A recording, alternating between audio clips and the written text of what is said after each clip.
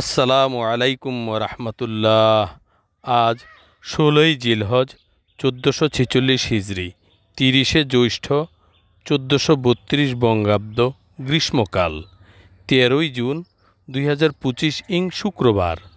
আজ এসেছি বজরা শাহী মসজিদ, নোয়াখালী জেলা শহর মাইজদী থেকে প্রায় ১৫ কিলোমিটার উত্তরে সোনাইমুড়ি উপজেলার বজরা ইউনিয়নের বজরা নামক স্থানে প্রধান সড়কের পশ্চিম পাশে বিখ্যাত এই বজরা শাহী জামে মসজিদ অবস্থিত। মুসলিম সভ্যতার এক অনন্য নিদর্শন। প্রায় ৩০০ বছর আগে এই মসজিদের নির্মাণশৈলী এখনও বিমোহিত করে চলেছে। নোয়াখালী সহ সমগ্র বাংলাদেশে ইসলাম ধর্ম প্রচারে রয়েছে এর ঐতিহাসিক অবদান। ১৭৪১-৪২ সালে জমিদার আমানউল্লাহ ৩০০ একর একটি জমিতে এক বিশাল দিঘি খনন করে তার পাশে এই আকর্ষণীয় মসজিদটি গড়ে তোলেন। দিল্লির শাহী জামে মসজিদের নকশার অনুকরণে আদল দেওয়া হয়।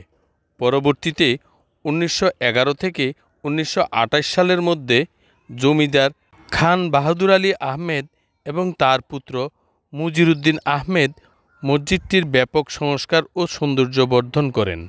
তৎকালীন সময়ে ইউরোপ থেকে আনা টাইলস ও সিরামিকের কাজ মসজিদটিকে আরও দৃষ্টিনন্দন করে তোলে। মসজিদটির স্থাপত্য মোগল আমলের জ্যামিতিক নিখুঁততা এবং নান্দনিকতা স্পষ্ট।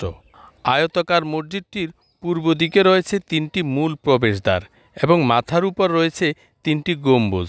মাঝের গম্বুজটি তুলনামূলকভাবে বড় এবং পাশের দুটি অপেক্ষাকৃত ছোট।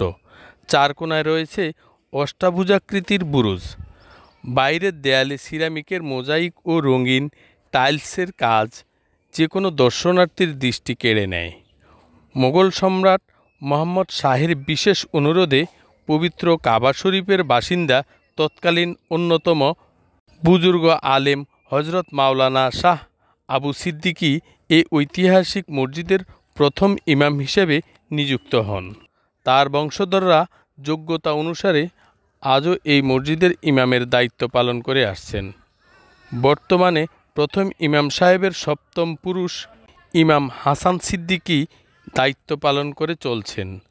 আজ জুমার নামাজ আদায় করলাম এই মসজিদে। তার সাথে আপনাদেরকে মসজিদটি দেখানোর চেষ্টা করছি।